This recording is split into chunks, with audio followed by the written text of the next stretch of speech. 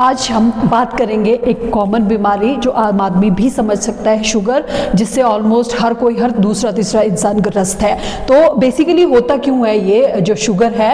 Actually हमारे जो pancreas होते हैं ना, हमारे डाइजेस्टिव सिस्टम का ही पार्ट है। पैनक्रियाज एक ग्रंथि है, वहाँ पर अल्फा सेल्स और बीटा सेल्स होते हैं। अल्फा सेल ग्लूकोजन सिक्रीट करता है, बीटा सेल्स इंसुलिन सिक्रीट करता है, और ये दोनों ना एक दूसरे के विपरीत एंटागोनिस्टिक काम करते हैं। मतलब अगर अल्फा सेल्स ग्लूकोजन सिक्रीट करता है तो ग्लूकोज का लेवल बढ़ जाता है ब्लड में, लेकिन उसको नीचे लाने के लिए अंदर ही बीटा सेल्स प्रेजेंट है जो कि इंसुलिन सिक्रीट करते हैं। इंसुलिन ग्लूकोज के लेवल को नीचे ले आएगा। लेकिन जब किसी को शुगर हो जाता है तो ये हमारे बीटा सेल्स ठीक से काम नहीं कर रहे होते, या फिर काम ही नहीं कर रहे होते, जिसके कारण इंसुलिन सिक्रीट नहीं होता है हमारे शरीर के अंदर, और ग्लूकोज का लेवल शुगर में, ब्लड में बढ़ जाता है, जिसको हम शुगर बोलते हैं ना। जब शुगर बढ़ जाता है तो उसको हम डायबिटीज मेलिटस बोलते हैं।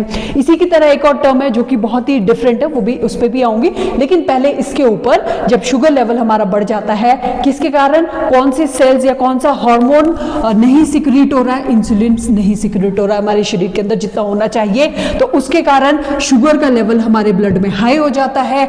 यूरिन में भी, पेशाब में भी शुगर निकलता है, एंड जो यूरिन का नेचर है वो भी स्वीट हो जाता है क्योंकि ग्लूकोज होता है उसमें। तो इसको हम डायबिटीज मेलिटस बोलते हैं, शुगर वाली इसको हम डायबिटीज मेलिटस बोलते हैं। लेकिन जो दूसरा डिसऑर्डर है, नाम डायबिटीज ही है, जिससे कंफ्यूज भी हो जाते हैं, बच्चे भी कंफ्यूज होते हैं इसको, और बिल्कुल ही ऑपोजिट है ये दोनों एक दूसरे के। डायबिटीज इंसिपिडस, डायबिटीज इंसिपिडस कब होता है? जब हमारी किडनीज, हम बोल सकते हैं, ठीक से काम नहीं कर रही है, वो पानी को रिटेन करके नहीं रख पाती और पानी ज्यादा से ज्यादा यूरिन के फॉर्म में बाहर निकल रहा है।